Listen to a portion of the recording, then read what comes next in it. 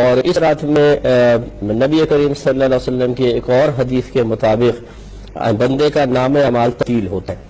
نام اعمال تبدیل ہونے کا مطلب یہ ہے کہ فرشتوں کو اگلے پورے سال کے اس شخص کے تمام معاملات صحائف کی شکل میں دے دیے جاتے ہیں کہ یہ چیزیں کھائے گا، اتنے سانس لے گا، اس مقام پر جائے گا۔ اس کو تقدیر معلق کہتے ہیں، یا پھر ہوگی تقدیر مبرم شبیہ با معلق، یعنی تقدیر معلق شبیہ با مبرم۔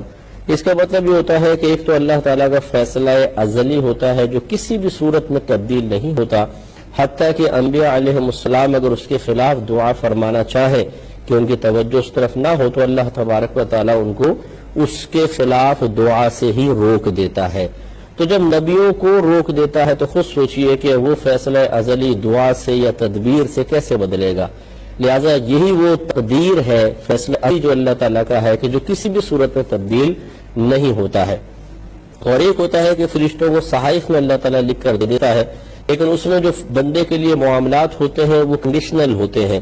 مثال کے طور پہ اگر یہ اس راستے سے آفس جائے گا تو ایکسیڈنٹ ہو جائے گا، اس راستے سے جائے گا تو جیب کٹ جائے گی، لیکن اگر اس راستے سے جائے گا تو بعافیت پہنچ جائے گا۔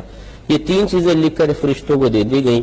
اب فرشتوں کو نہیں معلوم ہے کہ یہ ادھر سے جائے گا، ادھر سے جائے گا، ادھر سے جائے گا۔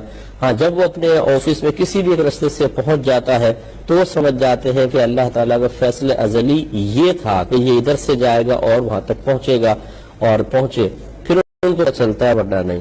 اور تیسری جو تقدیر کی صورت ہوتی ہے وہ یہ کہ فرشتوں کو لکھ کر ایک ہی چیز دی جاتی ہے، یہ اس راستے سے جائے گا، ایکسیڈنٹ ہو جائے گا، لیکن فرشتے دیکھتے ہیں کہ اچھا اس راستے سے جائے گا، ایکسیڈنٹ ہوگا، لیکن وہ جب نکلتا ہے گھر سے تو وہاں سے جاتا ہی نہیں، تو دوسرے راستے سے جا کر سیدھا آفس پہنچ جاتا ہے۔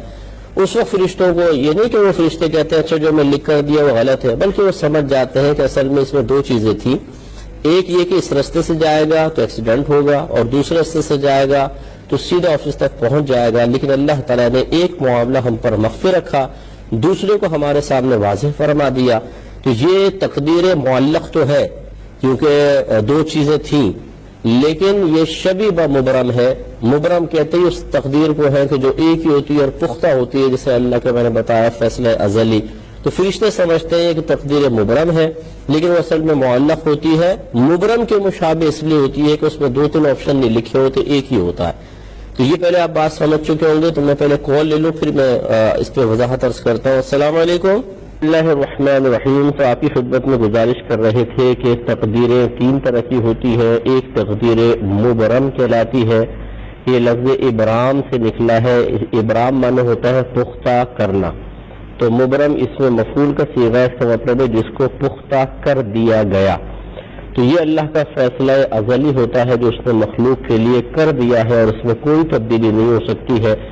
تو علماء نے یہاں تک لکھا ہے، علماء متکلمین نے، کہ اگر انبیاء علیہ السلام بھی اس کے خلاف دعا فرمانا چاہیں تو اللہ تبارک و تعالیٰ ان کو دعا سے ہی روک دیتا ہے، اس میں کوئی تبدیلی نہیں ہو سکتی ہے۔ اور دو طرح کی تقدیریں ایسی ہیں کہ جو فرشتوں کو صحائف دیے جاتے ہیں، اس میں بندوں کے بارے میں فیصلے لکھے ہوتے ہیں، لیکن ایک کہلاتی ہے تقدیر معلق۔ معلق کا مطلب یہ ہوتا ہے کہ وہ لٹکی ہوئی ہوتی ہے، ایک فیصلہ کن چیز نہیں ہوتی ہے، اگر یوں ہوگا تو یوں، اگر یوں ہوگا تو یوں، لیکن اور فرشتوں کو پتہ بھی ہوتا ہے کہ اس کے لیے تین چار باتیں لکھی ہے۔ مثلا اگر یہ بیمار ہو گیا، کسی نے دعا نہیں کی تو یہ ہلاک ہو جائے گا، اور فلاں نے دعا کر دی تو یہ بچ جائے گا۔ اب فرشتے دونوں چیزوں کے بارے میں انتظار میں ہوتے ہیں، ان کو توقع ہوتی ہے یہ ہوگا یہ ہوگا۔ جب کوئی ایک ہو جاتا ہے تو وہ سمجھ جاتے ہیں کہ اچھا یہ ہے اللہ کا فیصلہ ازلی۔ اور تیسرا کہ ایک ہی چیز لکھی ہوتی ہے، فرشتہ سمجھتا ہے شاید یہ اللہ نے اپنا فیصلہ ازلی ہمیں عطا فرما دیا ہے، یہ تقدیر مبرم ہے، لیکن حقیقتاً وہ معلق ہوتی ہے۔ اور اس کا معلق ہونا فرشتوں کو بھی اس وقت پتہ چلتا ہے کہ جب جو لکھا ہوتا ہے ویسا نہیں ہوتا اس بندے کے ساتھ۔ ویسا لکھا ہے کہ 6 مہینے میں مر جائے گا، لیکن وہ جب 6 مہینے سے اگلا دن آتا ہے تو فرشتے حیران رہ جاتے ہیں کہ اس کے تو موت کا لکھا ہوا تھا کہ 6 مہینے میں مر جائے گا، آگے کیسے بڑھ گیا؟ اسے ان کو سمجھ میں آتا ہے کہ اچھا یہ اس کا مطلب ایک اور چیز بھی یہاں لکھی تھی جو اللہ نے ظاہر نہیں فرمائی، کہ اگر فلاں دعا کر دے گا، فلاں ڈاکٹر سے دوائی لے لے گا تو یہ بچ کر آگے نکل جائے گا۔ تو یوں فرشتے جو ہیں اس کو اس وقت سمجھ پاتے ہیں جب اللہ تبارک و تعالیٰ کا ارادہ فعل کی شکل میں ظاہر ہو جاتا ہے، عمل کی شکل میں ظاہر ہوتا ہے، تو اس کو کہتے ہیں تقدیر معلق شبیہ بمبرم، یعنی ایسے تقدیر معلق جو مبرم کے مشابہ ہے۔ تو اب یہ اچھی طریقے سے یاد رکھیں کہ جو 15 شعبان کو اللہ تبارک و تعالیٰ یعنی شب میں جو فرشتوں کو صحائف عطا فرماتا ہے، جو آپ نے بھی سنا ہے کہ یہ نام اعمال تبدیل ہو رہے ہیں، تو بعض لوگ بڑے خوفزدہ ہو جاتے ہیں اس سے، تو کہ یار نام اعمال تبدیل ہو رہا ہے، بھی ہمیں بڑی احتیاط کرنی چاہیے۔